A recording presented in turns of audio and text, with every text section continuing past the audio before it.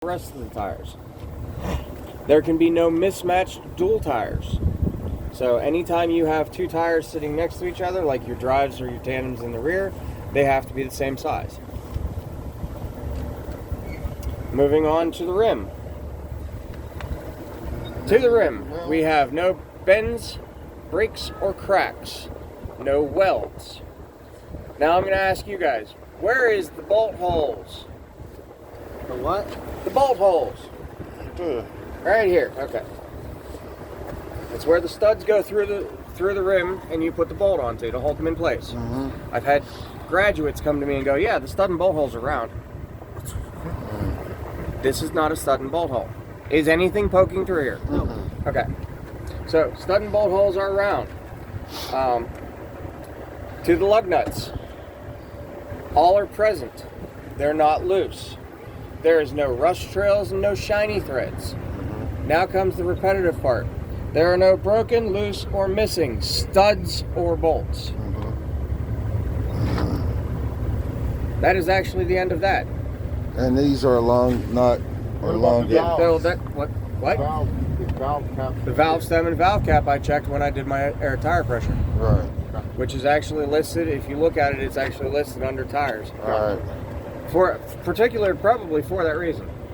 Okay, so the next thing I'm going to run into is lenses on the side. Lenses on the side are the same as the lenses on the front. They're the proper color, they're clean, they're not broken, they're not missing. Down the side, they're amber except for the last one on the end, which is red. Next step. Mirrors. Traffic monitoring devices. Traffic monitoring devices have to be clean. They cannot be cracked, bent, or broken. They must be mounted securely. Your brackets cannot be bent, and it cannot be missing any parts. Your battery, if it's visible. If you can see it, you have to mention that there's no excessive corrosion and stuff like that. If it is not visible and you have an idea of where it's at, go, there it is. As long as you can't see the actual battery, you don't have to say anything else about it. Okay? Fuel tank and def tank. You can combine these two into one. Make sure you express that you're looking at both your fuel tank and your def tank. They are mounted securely. The cap is tight and there's no leaks from the tank or the lines. Moving on back.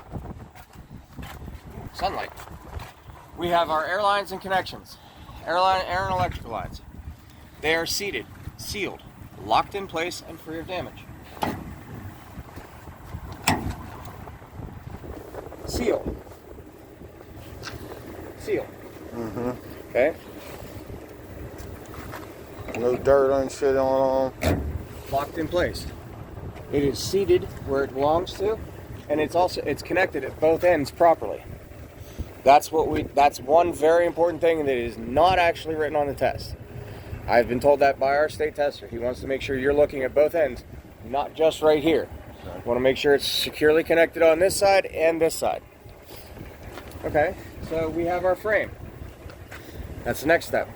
No broken welds. No broken welds, no cracks, no holes, general run-of-the-mill things. Now, we're also going to talk about our frame members having no holes or cracks. Okay? Now, our frame members are what, it's hard to see them on this one, but I can show you on the trailer because there's a lot of them on the trailer underneath, which is where the next step comes in as well.